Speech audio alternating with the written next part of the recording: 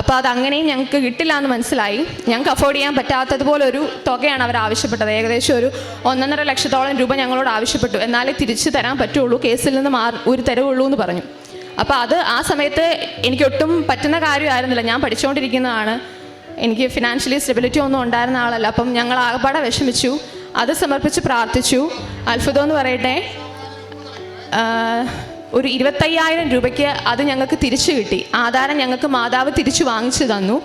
എങ്ങനെയാണെന്ന് ചോദിച്ചാൽ ഞങ്ങൾ അവരുമായിട്ട് സംസാരിച്ചിട്ടില്ല, കോൺടാക്ട് ചെയ്തിട്ടില്ല. പ്രാർത്ഥനയിൽ മുറുകെ പിടിച്ചായിരുന്നു ഞങ്ങൾ ജീവിച്ചിരുന്നത്. ഞങ്ങൾക്ക് ആധാരം ഞങ്ങളുടെ കയ്യിൽ തിരികെ കിട്ടി. എൻ്റെ പേര് ഷിൻസി, ഞാൻ പായിപ്പാട് ചങ്ങനാശ്ശേരി പായിപ്പാട് എന്ന് വരുന്നു. ഞാനിവിടെ ആദ്യമായിട്ട് ഉടമ്പടി എടുക്കുന്നത് 2022 ജൂണിലാണ്. ആൻറ്റിയുടെ കൂടെയാണ് വരുന്നത്. പക്ഷെ അന്നേരം ഉടമ്പടി എങ്ങനെ മുമ്പോട്ട് കൊണ്ടുപോകണം എന്നുള്ള വലിയ ധാരണയൊന്നും എനിക്ക് ഉണ്ടായിരുന്നില്ല. 6 നിയോഗങ്ങൾ ഞാൻ എഴുതി പ്രാർത്ഥിക്കുന്നുണ്ടായിരുന്നു. രാവിലത്തെയും വൈകിട്ടത്തെയും പ്രാർത്ഥന ചൊല്ലുമായിരുന്നു എന്ന് മാത്രമേ ഉണ്ടായിരുന്നുള്ളൂ. രണ്ടാമത്തെ ഉടമ്പടി പുതുക്കിയപ്പം മുതൽ, അതിനു മുമ്പ് ഞാൻ അച്ഛൻ്റെ ധ്യാനങ്ങൾ എല്ലാ ചൊവ്വാഴ്ചയും മാക്സിമം കേൾക്കാൻ ശ്രമിക്കാറുണ്ടായിരുന്നു. ഇവിടുത്തെ സാക്ഷ്യങ്ങൾ ഓരോന്ന് കേൾക്കാൻ തുടങ്ങി. അപ്പോഴാണ് എനിക്കൊരു ധാരണ വന്നത് എങ്ങനെയാണ് ഉടമ്പടി മുമ്പോട്ട് കൊണ്ടുപോകേണ്ടതെന്നുള്ളത്. പിന്നെ ഞാൻ രണ്ടാമത് വന്ന് ഉടമ്പടി പുതുക്കിയപ്പോൾ മുതലാണ് ഞാൻ കുറച്ചുകൂടെ ആത്മീയമായിട്ട് ഇതിനെ കൈകാര്യം ചെയ്യാൻ ശ്രമിച്ചത്. എൻ്റെ ആദ്യത്തെ നിയോഗമെന്ന് പറയുന്നത് ഒരു 25 വർഷം മുമ്പ് ഞങ്ങൾക്ക് നഷ്ടപ്പെട്ടു പോയ ഞങ്ങളുടെ വീടിൻ്റെ ആധാരം. എൻ്റെ പപ്പ എനിക്കൊരു വയസ്സുള്ളപ്പം എന്തോ ഫിനാൻഷ്യലി ബുദ്ധിമുട്ട് വന്നപ്പം പണയം വെച്ചു. അതൊരു പ്രൈവറ്റ് ഫിനാൻസിലായിരുന്നു വെച്ചിരുന്നത്. പക്ഷെ പിന്നെ അത് പപ്പയ്ക്ക് എടുക്കാൻ പറ്റിയിട്ടുണ്ടായിരുന്നില്ല. അപ്പോൾ ഞങ്ങൾ വളർന്ന് വന്നു കഴിഞ്ഞപ്പോൾ ഞങ്ങളും ചോദിക്കുമായിരുന്നു പപ്പയോട്, എവിടെയാണ് വെച്ചിരിക്കുന്നത്, നമുക്ക് എടുക്കാം എന്ന് പറയുമ്പം പപ്പയ്ക്ക് ദേഷ്യമായിരുന്നു. അതെന്തുകൊണ്ടാണെന്നറിയില്ല, അത്രയും അഫോർഡ് ചെയ്യാൻ ഇപ്പം പറ്റില്ല എന്നുള്ളൊരു തോന്നലുകൊണ്ടാണോ എന്നറിയില്ല, ഞങ്ങളോട് എപ്പോഴും ദേഷ്യമായിരുന്നു. അപ്പോൾ അമ്മയും പപ്പയും കൂടെ എപ്പോഴും വഴക്കുണ്ടാക്കും ഇതിനെ ചൊല്ലി. അപ്പോൾ ഞങ്ങൾ പിന്നെ ആ ചോദ്യം നിർത്തി. പക്ഷെ എവിടെയാണ് എന്താണോ എന്നൊന്നും അറിയില്ല, അതിൻ്റെ ഒരു വിഷമമുണ്ട് ഞങ്ങൾക്ക്. ഒരു 5 വർഷം മുമ്പ് പപ്പ പെട്ടെന്ന് മരണപ്പെട്ടു. അപ്പം ഞങ്ങൾക്ക് അറിയില്ല എവിടെയാണ് എന്താണോ എന്നുള്ളതൊന്നും അറിയില്ല. പപ്പ മരണപ്പെട്ട് കഴിഞ്ഞപ്പോഴാണ് അതിൻ്റെ ഒരു സീരിയസ്നെസ് ഞങ്ങൾക്ക് മനസ്സിലാവുന്നത്. ആരെങ്കിലും വന്ന് ഇറങ്ങി പോകാൻ പറഞ്ഞാൽ ഞങ്ങളുടെ കയ്യിൽ പ്രൂഫൊന്നും ഇല്ല അത് ഞങ്ങളുടെ ആണെന്ന് പറയാനായിട്ട്. എനിക്ക് 2 അനിയത്തിമാരും അമ്മയുമാണ് ഉള്ളത്.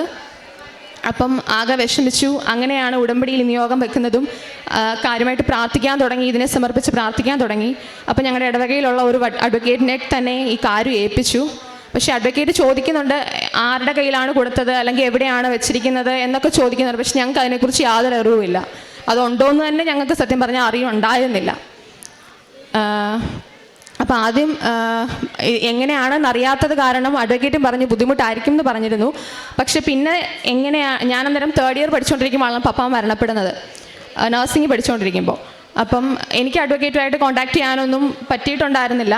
അമ്മയാണെങ്കിലും അതിനെക്കുറിച്ച് വലിയ ധാരണയില്ലാത്തത് കാരണം ഏൽപ്പിച്ചു എന്ന് മാത്രമേ ഉണ്ടായിരുന്നുള്ളൂ. പക്ഷെ അതെങ്ങനെയാണ് മാതാവ് നടത്തി തന്നതെന്നുള്ളതാണ് അത്ഭുതം. അഡ്വക്കേറ്റ് വഴി മാതാവ് സഹായിച്ചു എന്ന് വേണം പറയാൻ. എവിടെയാണെന്നുള്ളത് അഡ്വക്കേറ്റിന് കണ്ടെത്തി കൊടുത്തു. ആരുടെ കയ്യിലാണോ എന്നുള്ളതും അറിഞ്ഞു. പക്ഷെ അറിഞ്ഞപ്പോൾ പപ്പ ആധാരം വെച്ചിരുന്ന ആളും ഓൾറെഡി മരണപ്പെട്ടിട്ടുണ്ടായിരുന്നു. പപ്പയും മരണപ്പെട്ടു. ആ പുള്ളിക്കാരൻ്റെ മകൻ്റെ കയ്യിലായിരുന്നു ആധാരം. അവരുടെ വീട്ടിൽ തന്നെയായിരുന്നു.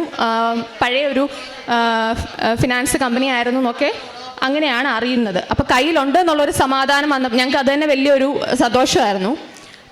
പിന്നത്തെ അഡ്വക്കേറ്റ് അന്വേഷിച്ചപ്പോൾ അതൊരു കേസിൽ കിടക്കുവാണ്. അവർ ഓൾറെഡി കേസ് എടുത്തിട്ടുണ്ടായിരുന്നു പപ്പ അത് പൈസ അടയ്ക്കാത്തതിൻ്റെ പേരിൽ.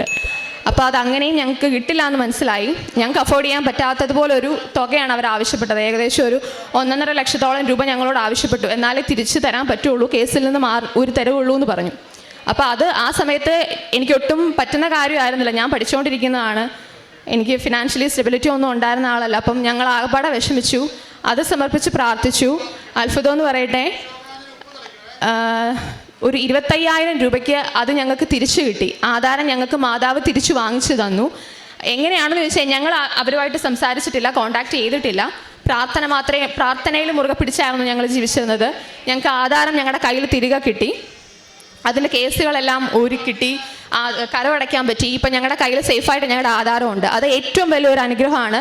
അതെങ്ങനെയാണെന്ന് ചോദിച്ചാൽ ഇപ്പോഴും ഞങ്ങൾക്ക് അത്ഭുതമാണ്. അത് പറഞ്ഞു തരാൻ എനിക്കറിയില്ല. അത്രയും വലിയൊരു അനുഗ്രഹമാണ് മാതാവ് ഞങ്ങൾക്ക് തന്നത്. രണ്ടാമത്തേന്ന് പറഞ്ഞാൽ എൻ്റെ അനിയത്തി, ഏറ്റവും ഇളയ അനിയത്തിക്ക് പഠിക്കാനായിട്ട് ഒരു തടസ്സം നേരിട്ടിട്ടുണ്ടായിരുന്നു. അവൾക്ക് അവിടെ +2 കഴിഞ്ഞപ്പോൾ ഒരു 1 ഇയർ അവൾക്ക് ഗ്യാപ്പായി. ഞങ്ങൾ 3 പേരെയും കൂടെ ഒരുമിച്ച് പഠിപ്പിക്കാനുള്ള ഒരു ബുദ്ധിമുട്ട് കാരണം അവൾ ഒരു വർഷം ഗ്യാപ്പ് എടുത്ത് വീട്ടിലിരിക്കുമായിരുന്നു.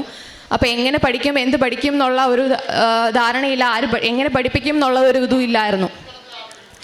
അങ്ങനെ ഞങ്ങൾ ഞാൻ നിയോഗം വെച്ച് പ്രാർത്ഥിച്ചു. അവൾക്കൊരു പഠിക്കാനായിട്ട് ഒരു സാഹചര്യം അമ്മ ഒരുക്കി കൊടുക്കണമേ എന്ന് പറഞ്ഞതിൻ്റെ ഫലമായിട്ട് ഞങ്ങളുടെ ഒരു റിലേറ്റീവ് തന്നെ അവളെ പഠിപ്പിക്കാൻ എന്ന് സമ്മതിച്ച് അവളെ പഠിപ്പിച്ചു. ഇപ്പോൾ അവളെ നഴ്സിംഗ് പൂർത്തിയാക്കി. അത് വലിയൊരു അനുഗ്രഹമാണ് അമ്മയുടെ. പിന്നെ എൻ്റെ ഇളയ അനിയത്തിക്ക് തന്നെ ബ്രസ്റ്റിൽ ഒരു ലംബ് ഉണ്ടായിരുന്നു 2022 തന്നെ. അത് US ചെയ്തപ്പോൾ ഫൈബ്രോ അഡിനോമ എന്നാണ് അവർ ഡയഗ്നോസ് ചെയ്തത്.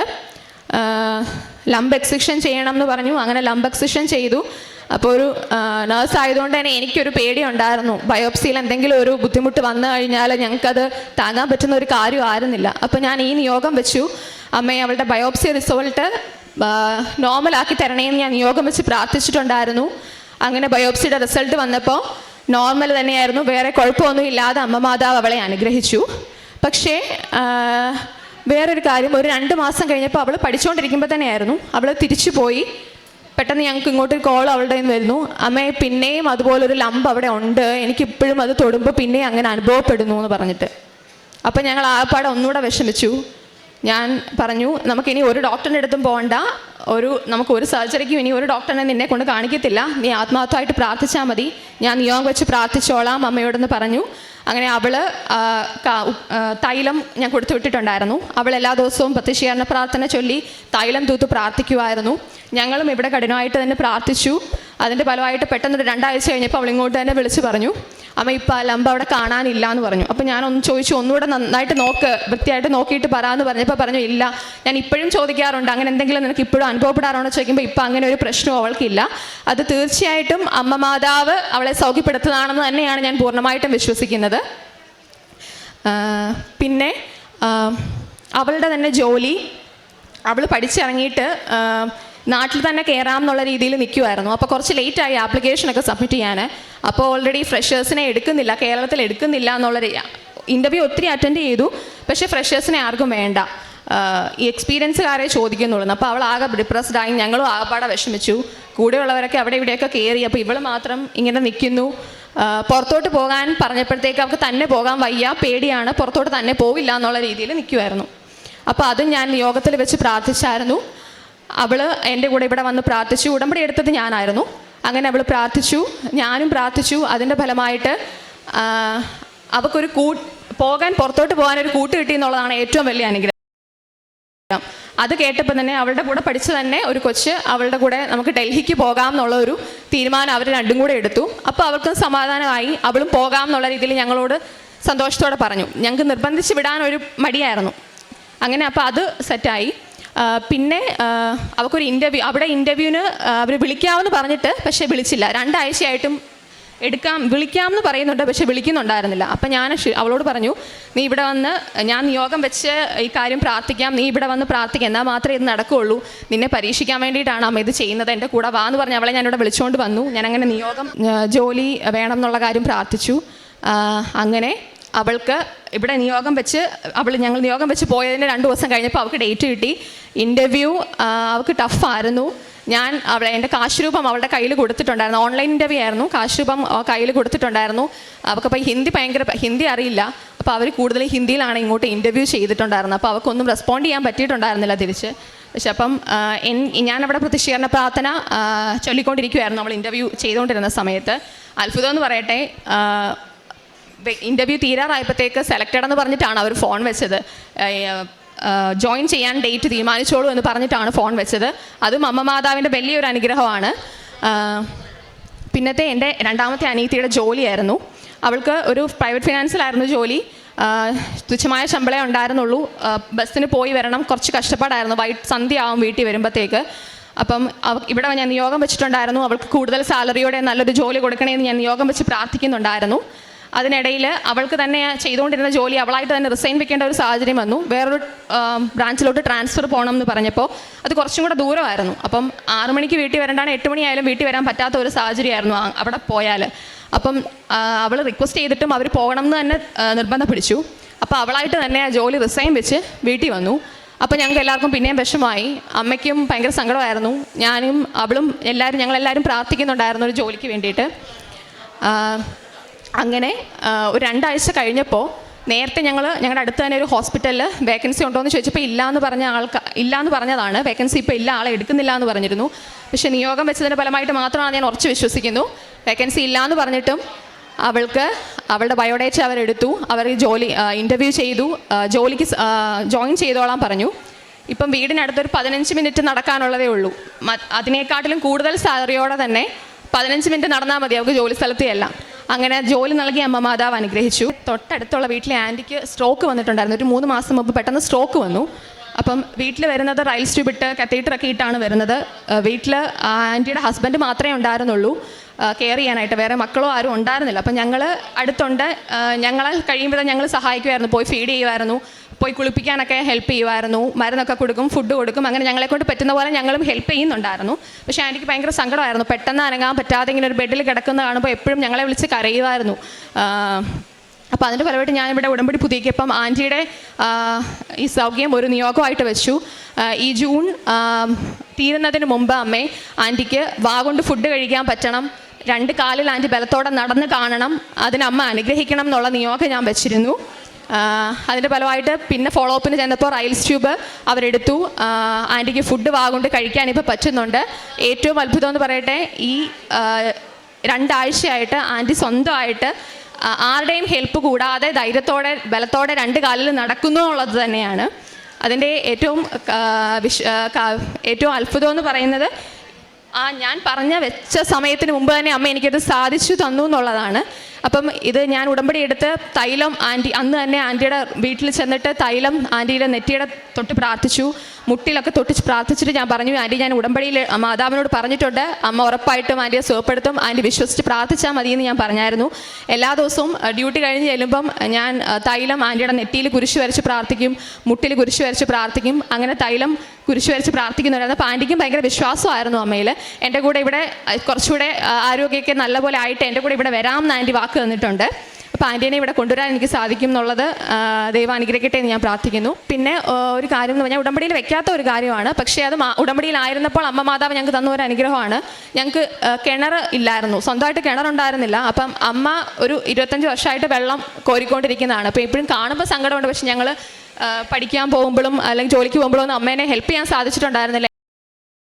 എല്ലാ ആവശ്യത്തിനും അമ്മ അപ്പുറത്തുനിന്ന് വെള്ളം കോരിക്കൊണ്ട് വേണം യൂസ് ചെയ്യാനായിട്ട്. അപ്പം 2 വർഷം മുമ്പ് പെട്ടെന്നൊരു കിണർ കുഴിക്കുക എന്നുള്ളത് എനിക്ക് പെട്ടെന്ന് അഫോർഡ് ചെയ്യാൻ പറ്റുന്ന ഒരു കാര്യം ആയിരുന്നില്ല. പക്ഷെ അപ്പോൾ അത് സങ്കടം ഉണ്ടായിരുന്നു, അമ്മേനെ എങ്ങനെ ഹെൽപ്പ് ചെയ്യാൻ പറ്റുക എന്നുള്ളത്.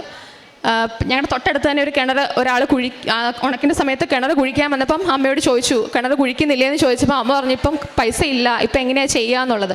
അപ്പം ഞാൻ ധൈര്യമായിട്ട് പറഞ്ഞു അങ്ങൾ വന്ന് സ്റ്റാർട്ട് ചെയ്തോളൂ. പക്ഷേ എങ്ങനെയാണെന്ന് ചോദിച്ചാൽ എനിക്കറിയില്ല. എൻ്റെ കയ്യിൽ അന്നേരം ഫിനാൻഷ്യലി ഒന്നും കണ്ടോണ്ടല്ല ഞാൻ പറഞ്ഞത്, സ്റ്റാർട്ട് ചെയ്തോളൂ എന്ന് പറഞ്ഞു.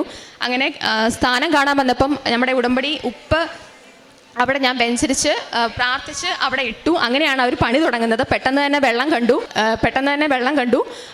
അത്ഭുതം എന്ന് പറയുന്നത് എന്താണെന്ന് വെച്ചാൽ ഈ കഴിഞ്ഞ ഉണക്കിൽ അപ്പുറത്തും ഇപ്പുറത്തും ഒക്കെ വെള്ളം വറ്റായിരുന്നു. തൊട്ടിയിൽ കോരാൻ പോലും വെള്ളം ഉണ്ടായിരുന്നില്ല. പക്ഷെ ഞങ്ങളുടെ കിണറ്റിൽ മാത്രം ഇഷ്ടം പോലെ വെള്ളം ഉണ്ടായിരുന്നു.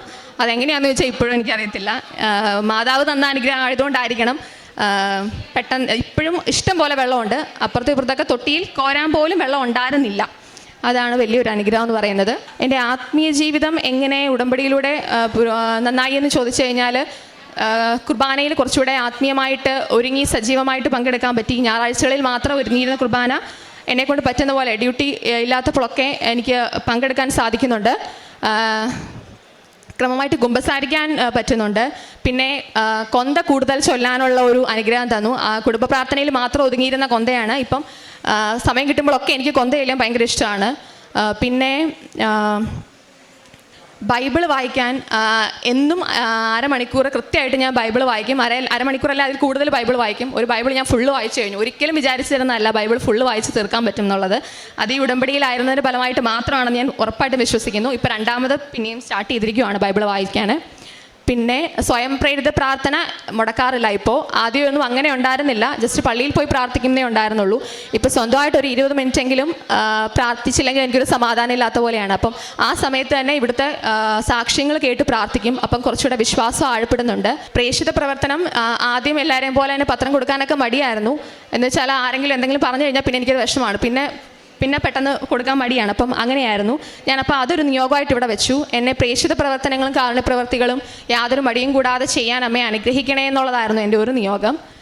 എപ്പോഴും ഈ കാശുരൂപ എൻ്റെ കൂടെ കാണും. അത് കൂടുമ്പോൾ ഉള്ള ഒരു ധൈര്യം തന്നെയാണ്. അപ്പം എപ്പോൾ പോയാലും ഞാൻ ഇതുമായിട്ടാണ് പോവുക. അതിന് മുമ്പ് ജപമാലയിൽ സമർപ്പിച്ച് പ്രാർത്ഥിക്കും. ആവശ്യമുള്ള മക്കളുടേക്ക് മാത്രമേ ഈ പത്രം കൊടുക്കാൻ എനിക്ക് സാധിക്കണേ എന്നുള്ളത്. അങ്ങനെ നിയോഗം വെച്ച് പ്രാർത്ഥിച്ചതിൻ്റെ ഫലമായിട്ട് ഇപ്പോൾ എനിക്ക് പത്രം കൊടുക്കാൻ യാതൊരു മടിയില്ല. കുറേ പേരൊക്കെ വാങ്ങിക്കും, എന്തെങ്കിലുമൊക്കെ പറയും, വാങ്ങിച്ചിട്ട് നമ്മുടെ കൺമുമ്പിൽ തന്നെ വെച്ചിട്ട് പോകാറുണ്ട്. പക്ഷേ അതൊന്നും ഇപ്പോൾ ഒരു വിഷയമല്ല. ഞാനിപ്പം പ്രാർത്ഥിക്കുന്നത് ഏറ്റവും ആവശ്യമായ മക്കൾക്ക് ആ അമ്മ പത്രം എൻ്റെ കയ്യിലൂടെ എത്തിക്കണേ എന്നുള്ളത് മാത്രമാണ്. അതിപ്പോൾ എനിക്ക് ധൈര്യപൂർവ്വം ചെയ്യാൻ സാധിക്കുന്നുണ്ട്. പിന്നെ കാരുണ്യപ്രവർത്തികളായിട്ട് ഞാൻ ചെയ്തിരുന്നത്, ഞാൻ ഫുഡ് വാങ്ങിച്ചു കൊടുക്കുമായിരുന്നു. വഴിയിലൊക്കെ ഇരിക്കുന്നവർക്ക് ഫുഡ് വാങ്ങിച്ചു കൊടുക്കുമായിരുന്നു. ഡ്രസ്സൊക്കെ വാങ്ങിച്ചു കൊടുത്തിട്ടുണ്ട്. ഇത്രയും അനുഗ്രഹം തന്ന അമ്മ മാതാവിനും തിരുക്കുമാരനും 1000 നന്ദി.